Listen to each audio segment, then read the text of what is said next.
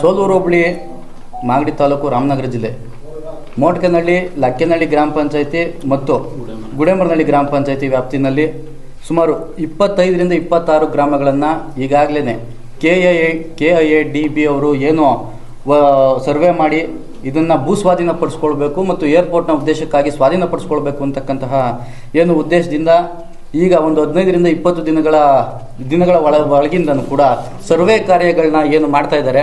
ಆ ಸರ್ವೆ ಕಾರ್ಯಗಳನ್ನು ಮಾಡ್ತಾ ಇಲ್ಲಿನ ರೈತರುಗಳಿಗೆ ಬೆಳಗ್ಗೆ ಎದ್ದರೆ ಒಂದು ಮನಸ್ಸಿಗೆ ನೆಮ್ಮದಿ ಇಲ್ಲದೆ ಇರತಕ್ಕಂಥದ್ದಾಗಿದೆ ಮತ್ತು ಆತಂಕಗಳಿಂದ ನಾವು ಇವತ್ತು ಏನು ಜನ ಜೀವನಗಳು ತುಂಬ ಶಾಂತಿ ನೆಮ್ಮದಿಯಿಂದ ಬದುಕಲಿಕ್ಕೆ ಆಗ್ತಾ ಇಲ್ಲ. ಅದೇ ರೀತಿಯಾಗಿ ಇವತ್ತಿನ ಏನು ಈ ಭೂ ಸ್ವಾಧೀನ ಪ್ರಕ್ರಿಯೆಗಳು ನಮ್ಮನ್ನು ಅಥವಾ ಈ ರೈತ ಬಂಧುಗಳನ್ನ ಏನಾದರೂ ಟಚ್ ಮಾಡೋಕ್ಕೆ ಬಂದರೆ ಯಾವ ರೀತಿ ನಮಗೆ ತೊಂದರೆ ಆಗ್ತದೆ ಅಂತಂದರೆ, ಇವತ್ತಿನ ಇವರೇನಾದರೂ ಈ ಕೈ ಇಟ್ಟಿರೋ ಭೂಮಿ ಬಹುಶಃ 90 ಭಾಗ ಕೃಷಿ ಆಧಾರಿತವಾಗಿರೋ ಭೂಮಿ ಮತ್ತು ನೀವೆಲ್ಲೇ ನೋಡಿದ್ರು ಕೂಡ ಬರೀ ಕೃಷಿಯಿಂದನೇ ಜನ ಇಲ್ಲಿ ಒಳಗೊಂಡಿರೋದು. ಇಲ್ಲಿ ನಾವು ಬೆಳಗ್ಗೆ ಎದ್ದು ಹೊಲ ಉಳ್ಬೇಕೆ ಬಿಟ್ಟರೆ ಬೇರೆ ಯಾವ ವೃತ್ತಿ ಮೇಲೂ ಕೂಡ ಯಾವುದೇ ಬೇರೆ ವೃತ್ತಿನೂ ನಮಗೆ ಇದಿಲ್ಲ. ನಾವೆಲ್ಲರೂ ಕೂಡ ಬೆಳಗ್ಗೆ ಎದ್ದು ಕೃಷಿ ಕೆಲಸದಲ್ಲೇ ಕೈಗೊಳ್ಳಬೇಕು, ಹೈನುಗಾರಿಕೆ ಮಾಡಬೇಕು, ಕೋಳಿ ಸಾಕಾಣಿಕೆ ಮಾಡಬೇಕು.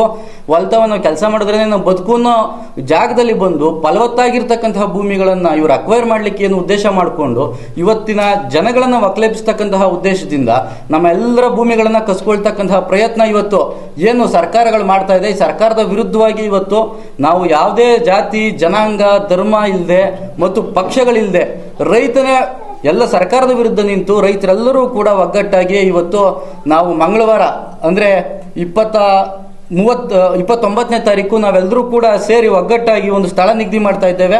ಆ ಸ್ಥಳದಲ್ಲಿ ಎಲ್ಲರೂ ಕೂಡ ಸೇರಿ ಈ ಸರ್ಕಾರದ ವಿರುದ್ಧ ನಾವು ರೈತರು ನಾವು ಪ್ರಾಣ ಬೇಕಾದ್ರೆ ಬಿಡ್ತಾ ಇದ್ದೇವೆ, ಭೂಮಿಯನ್ನು ಬಿಡಲ್ಲ ಅನ್ನೋ ಒಂದು ಸಿದ್ಧಾಂತದ ಮೇಲೆ ನಾವು ಶತಾಯಗತಾಯ ಹೋರಾಟಕ್ಕೆ ಸಿದ್ಧವಾಗಿದ್ದು ಮತ್ತು ಹೋರಾಟವನ್ನು ಮಾಡೇ ತೀರ್ತೇವೆ. ಮತ್ತು ಸರ್ಕಾರಕ್ಕೆ ನಾವು ಪ್ರಾಣ ಬಿಟ್ಟರೂ ಕೂಡ ನಮ್ಮ ಭೂಮಿಗಳನ್ನು ಬಿಡೋದಕ್ಕೆ ಸಾಧ್ಯ ಇಲ್ಲ.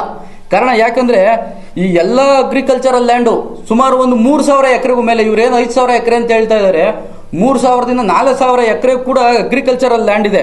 ಈ ಕೃಷಿ ಯಾಕೆ ಈ ಭೂಮಿನೇ ಬೇಕಾಯ್ತು ಅಂತ ನೋಡಿದ್ರೆ ನಾವು ಆತ್ಮೀಯ ಬಂಧುಗಳೇ ನಾವೆಲ್ಲರೂ ನೋಡಬೇಕು. ಇವತ್ತಿನ SR ವ್ಯಾಲ್ಯೂ ಇಲ್ಲಿಂದ ಏನಿದೆ, ಸರ್ಕಾರಿ ಮೌಲ್ಯಗಳೇನಿದೆ 15ರಿಂದ 20 ಲಕ್ಷದ ಒಳಗಡೆನೆ.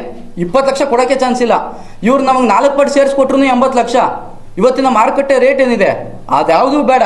ಇವತ್ತಿಗೆ ಇವರು ಬೇರೆ ಕಡೆ ಕೊಂಡ್ಕೊಳ್ಳೋಕ್ಕಾಗದಿರೋ ಆಸ್ತಿಗಳು ಇವ್ರಿಗೆ ಈಸಿಯಾಗಿ ಕೈಗೆ ದೊರಕ್ತಾ ಇರೋದ್ರಿಂದ ನಮ್ಮನ್ನು ಸಣ್ಣ ಭಾಗದ ಹಳ್ಳಿಗಳ ರೈತರುಗಳನ್ನು ಖಾಲಿ ಮಾಡಿಸೋದು ಅವ್ರಿಗೇನು ದೊಡ್ಡ ಕೆಲಸ ಅಲ್ಲ ಅಂತ ಅವ್ರೇನು ಭಾವಿಸಿ ಇವತ್ತು ನಮ್ಮನ್ನ ಎಲ್ಲರನ್ನೂ ಕೂಡ ಇವತ್ತು ಒಗ್ಲೆಬ್ಬಿಸೋ ಕೆಲಸವನ್ನು ಮಾಡ್ತಾ ಇದ್ದಾರೆ.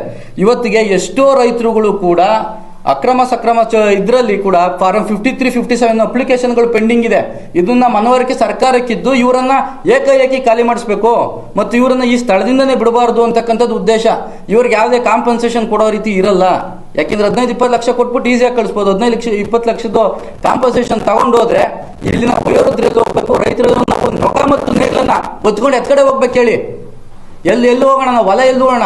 ಇವ್ರು ಕೂಡ ಯಾವ ಚಿಲ್ಲರೆ ಕಾಸಾಗಲಿ ಸರ್ಕಾರದ ಯಾವ ಸಹಾಯಗಳಾಗಲಿ ನಮಗೆ ಬೇಡ.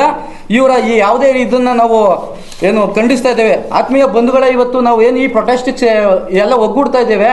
ನಮ್ಮೆಲ್ಲರಿಗೂ ಕೂಡ ಒಂದು ಮನವರಿಕೆ ಆಗ್ತಕ್ಕಂತಹ ಒಂದು ಪ್ರಕರಣ ಪಣಂದೂರು ಮತ್ತು ಏರ್ಪೋರ್ಟ್ ವಿಷಯ ತಮಿಳುನಾಡಲ್ಲಿ ಈಗಾಗಲೇ ದೊಡ್ಡ ಮಟ್ಟದಲ್ಲಿ ಚರ್ಚೆ ಆಗ್ತದೆ. ಅಲ್ಲಿನ ಮುಖ್ಯಮಂತ್ರಿಗಳ ಗಮನಕ್ಕೂ ಕೂಡ ಬಂದಿದೆ. ಅಲ್ಲೇನಾಗಿದೆ ಅಂತಂದ್ರೆ 1000 ದಿನಕ್ಕೂ ಮೇಲ್ಪಟ್ಟು ರೈತರು ಅಲ್ಲಿನ ಕೃಷಿ ಭೂಮಿನ ಉಳಿಸ್ಕೊಳ್ಳೋದಕ್ಕೆ ಹೋರಾಟ ಮಾಡ್ತಾ ಇದ್ದಾರೆ. ಅಂತ ಹೋರಾಟಕ್ಕೆ ಇನ್ನು ನಾಳೆ ದಿನ ನಾವು ಇಳಿಬೇಕಾಗ್ಬೋದು. ಆದರೆ 1000 ದಿನ ಹೋರಾಟ ಮಾಡಿದ್ರು ಕೂಡ ಅವರವರ ಆಸ್ತಿಗಳನ್ನ ಉಳಿಸ್ಕೊಳಕ್ ಆಗ್ತಾ ಇಲ್ಲ. ಯಾಕಾಗ್ತಾ ಇಲ್ಲ? ನಮ್ಮಲ್ಲಿರೋ ಒಗ್ಗಟ್ಟುಗಳಿಲ್ಲ.